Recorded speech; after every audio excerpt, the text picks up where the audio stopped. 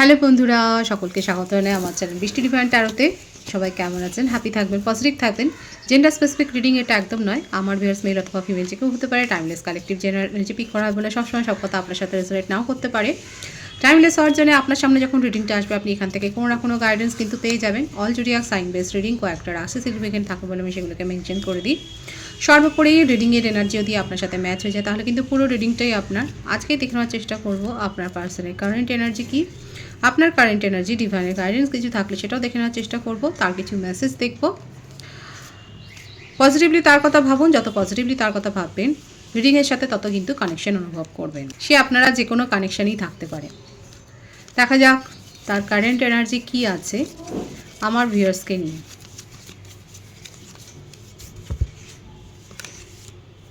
অপেক্ষা করছে। মেষিং ও ধনুরাশির এনার্জি। রাগারাগি হয়েছে আপনাদের মধ্যে হয়তো লাস্ট কনভারসেশনে, এবং আপনি কিভাবে অ্যাপ্রোচ করছেন বা আপনি কিভাবে দেখছেন লাস্ট কনভারসেশন, বা আপনার তরফ থেকে আপনি কী ইনিশিয়েটিভ নেন সেটা কিন্তু আপনার পার্টনার অপেক্ষা করছে ধৈর্য ধরে। পেশেন্সলি উনি কিন্তু দেখছেন, এবং লং ডিস্টেন্স রিলেশনশিপে আপনারা কিন্তু অনেকে থাকতে পারে।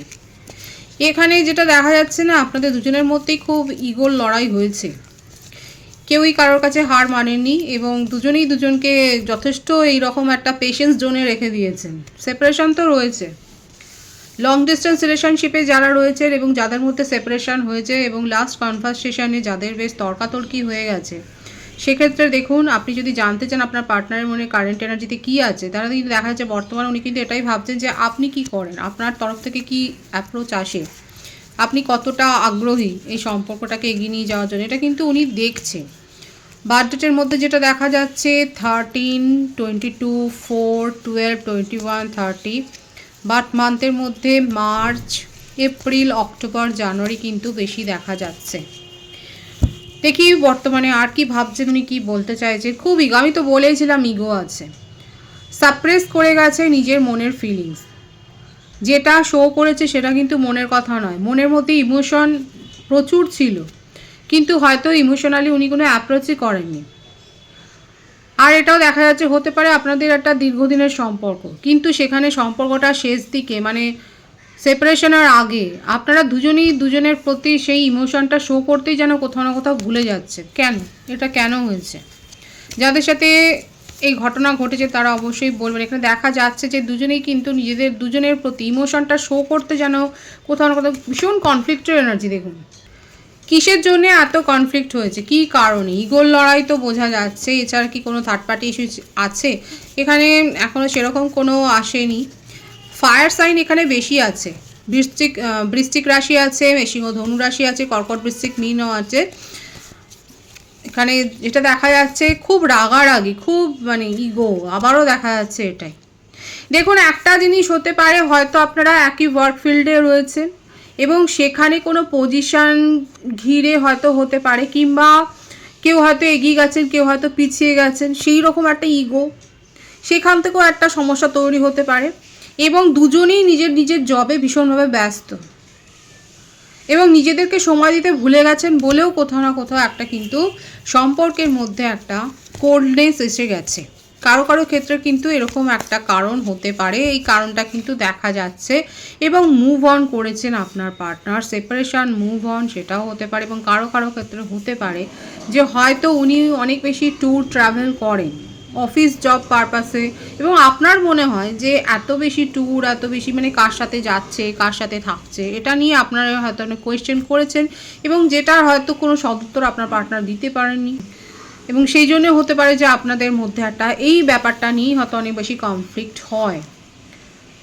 আপনার পার্টনার দেখুন, এখানে যারা ম্যারিড কাপেল রয়েছে সেক্ষেত্রেও বলবো, কারণ ম্যারিড কাপেলের ভাইবসও এখানে আছে। হতে পারে যে আপনার পার্টনার এমন একটা জবে রয়েছেন যেখানে তাকে হয়তো অফিস ট্যুরটা করতে হয়, কিন্তু আপনার মনে হয় যে হয়তো এটা আননেসেসারি, এটা হয়তো সব সময় হয়তো দরকার হয় না, এবং সেটা নিয়ে হতে পারে একটা রিজন দেখা যাচ্ছে, যেটা এখানে যে ভাইবস আছে যে হতে পারে সেই জন্যে হয়তো আপনাদের মধ্যে একটা কনফ্লিক্ট হয়েছে। সেপারেশন তো রয়েছে, আমি দেখবো যে উনি কী করতে চাইছেন, কারণ রাগারাগির ব্যাপারটাই কিন্তু বেশি এসছে। কোনো সমাধানের রাস্তায় কিন্তু যেমন আপনি হাঁটছেন না, সেরকম কিন্তু সেও হাঁটছে না এখনো পর্যন্ত। মিথুন, তুলা, কুম্ভ রাশির এনার্জিও এসছে, 12টা রাশি দেখা যাচ্ছে। আবারও এটাই দেখা যাচ্ছে এমন কোনো জবে উনি রয়েছেন, আপনারা দুজনেই থাকতে পারেন একই ওয়ার্ক ফিল্ডে, কোনো সামাজিক সেবামূলক কাজ, ডক্টর প্রফেশন হতে পারে, টিচার হতে পারেন, পুলিশ হতে পারে, মিলিটারি হতে পারে, আর্মি হতে পারে, এরকম কোনো মানে পোস্ট অফিসে হতে পারে।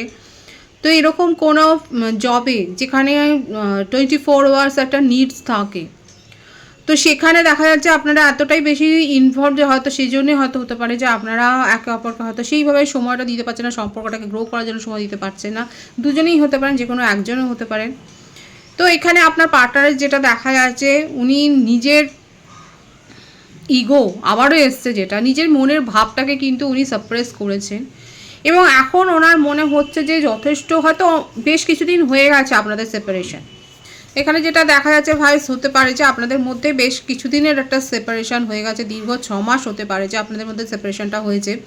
এখন আপনার পার্টনার মনে করছে যে হয়তো এতটাও বাড়াবাড়ি না করা উচিত ছিল, এখন সেটা কিন্তু তার মনে হচ্ছে, এখন ওনার মনে হচ্ছে ওনার তরফ থেকে, কারণ উনি অপেক্ষা করছিলেন যে আপনি কি ইনিশিয়েটিভ নেন। এখন ওনার মনে হচ্ছে যে উনি যদি এগিয়ে আসেন, অ্যাপ্রোচ করেন, তাহলে কি হবে। ইগো আবারও দেখা যাচ্ছে, এবং এখন ওনার মনের মধ্যে কিন্তু সেই যে একটা নেগেটিভ একটা ভাইবস, সেই একটা যে রাগারাগির একটা, সেইখান থেকে কিন্তু উনি খানিকটা সরে এসে দেখা যাচ্ছে এখন কিন্তু একটা কেয়ারিং নেচার উনি দেখাতে চাইছেন, কেয়ার করতে চাইছেন, সম্পর্কটাকে একটু কেয়ারফুলি গ্রো করার কথাই কিন্তু এখন উনি ভাবছেন, এবং যে অবস্থায় আছে সেখান থেকে কিন্তু এগিয়ে নিয়ে যাওয়ার কথাই ভাবছে।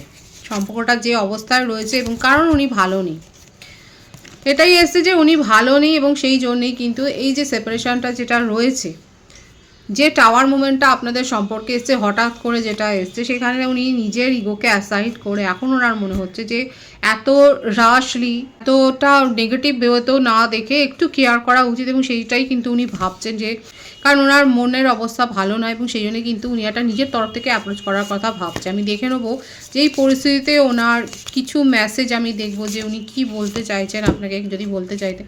গসিপ, আপনাদের সম্পর্ক ঘিরে না গসিপ হয়েছে, এবং উনি একটু ভীরু, নিজের সোশ্যাল স্ট্যাটাসকে একটু মেনটেন করতে পছন্দ করেন, এবং এই গসিপ উনি কিন্তু পছন্দ করেন না, যেটা হয়তো কারণ হতে পারে unfinished business, we still have things to resolve, and এইটাই এসছে ড্রিমস।